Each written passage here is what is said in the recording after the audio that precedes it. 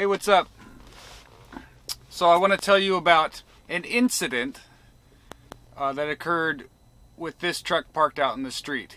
And it has to do with somebody trying to break in and steal stuff or steal my truck or something. So here's what happened. I'm back here sleeping, sound asleep, and somebody bangs on my door and it wakes me up. So I'm laying back here and I get up.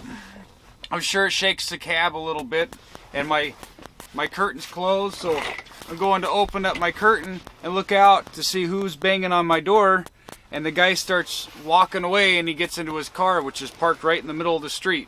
A maroon Monte Carlo, a black guy with boots, tan pants, and or blue jeans and a tan jacket.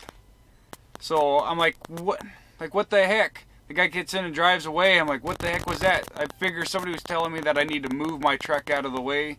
But I was parked in the street, legally parked in the street. That's South Packer Avenue in Chicago, Illinois. It's right in the stockyards of Chicago, the Chicago stockyards.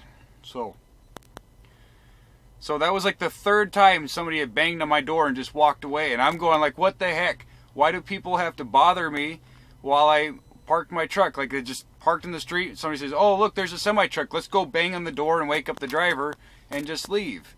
Well, I figure, well, that must mean that somebody's banging on my truck to see if I'm in it. If they don't want to talk to me, then they must, if I'm in the truck, they just leave. So it must be checking to see if I'm in here so they can try to break in and either steal stuff or steal the truck. And it's not, like, I've had my truck stolen before. I went to a Walmart and I parked at Walmart. I was there for like 3 days. I'd been in the truck the whole time. I'd been in Walmart. I'd shopped there. And then I moved the truck to the other side of the parking lot. It was legally parked where everybody else was parking their trucks. And there's a Motel 6 next door. And I needed to take a shower. So I went to Motel 6. I got the room for 1 hour. And I was only there for like 20 minutes. I took a shower, checked out, and was walking back to my truck, which was, 100 yards away from the motel. And as I was walking back to my truck, I heard the brake drums humming, and when you hear a truck braking, you can hear that humming sound from their brakes. I heard that, and I know the trailer I was pulling was making that when I was braking real lightly, so I figured that sounds like my truck. So I start walking faster, and there's a big hedge that was in the way. I go walking around the hedge and my truck's not there. And it just got dark outside. The sun had just set, so it was a little bit light, but not much. And my truck was gone. So I'm like, what the heck? My truck's gone. I couldn't believe it. So I'm trying to call my company because this truck is electronically tracked. Like, you can ping it from a computer to see my exact location. Like on Google Maps, it'll show you. But you gotta have no access to that system, and so it's not like a public thing.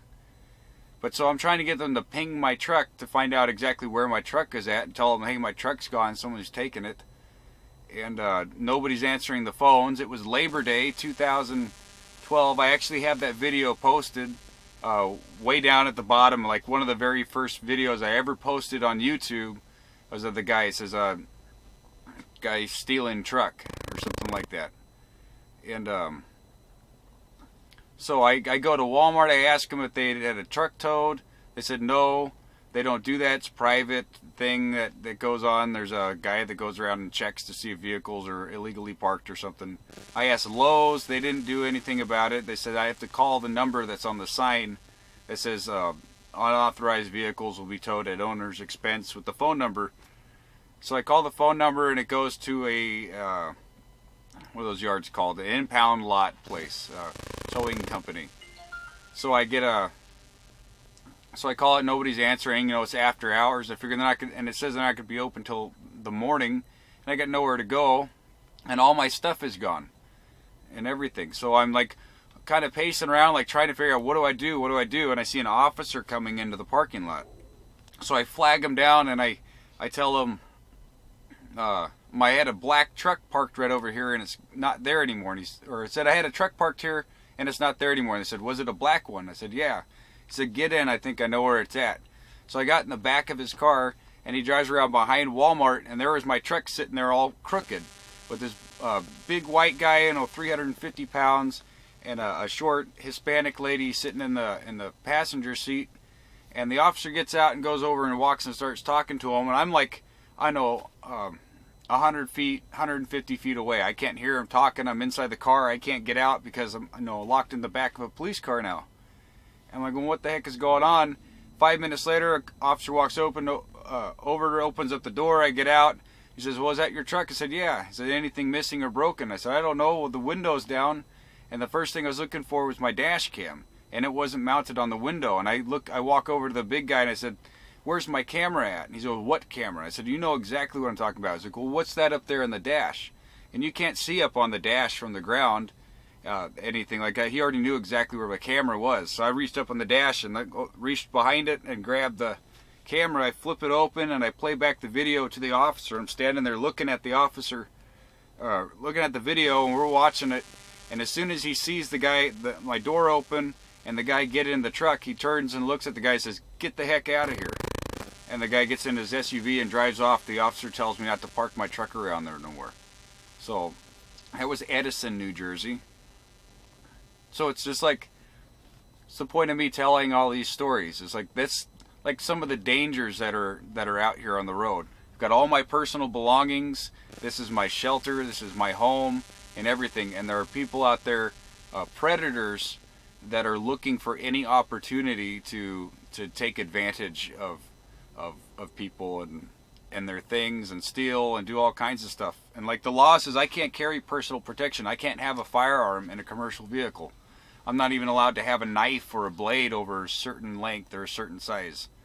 Tasers and stuff like that, I'm not sure the legality of that either. So self-defense is really, really important out here on the road. Not just going down the road, but just being where you're parked.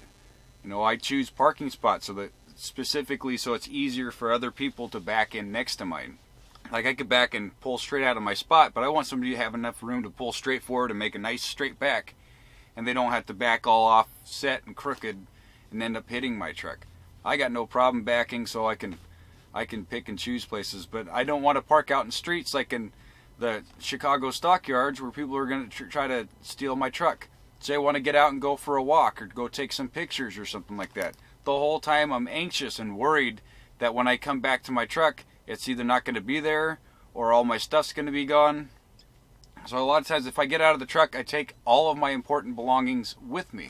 I like to leave them in the vehicle, but that's not wise either. Like, don't leave valuables in your car or in your truck. And I don't want to have really valuable stuff in the truck, but I don't have anywhere else to put it. This is my home. So it just sucks that there are people out there like that. That we live in a society where people have got to steal. They got to go and try to take things from other people. We shouldn't even have to worry about wanting to take stuff. It shouldn't have to be so difficult to obtain something like that. If we go out and work, we should be able to keep enough of that value of our labor and invest it into our lives. Instead, we invest it into taxes and fees and just this cost of living, just enough to survive. And it leaves us just constantly going to work. Like, I don't want to be out here because of the dangers, but I have to work to pay money to survive, because otherwise I'm either going to die in the freezing cold winter on the streets, or be attacked by somebody, or murdered, or kidnapped and thrown into a van and raped or something. Who knows what kind of sick stuff is going on. And I think it's not always good to dwell on something like that, but just to acknowledge that there are some really bad things out here on the road, and you got to keep that in mind to keep yourself protected, and just be aware of your surroundings at all times when you're out in public. It's not a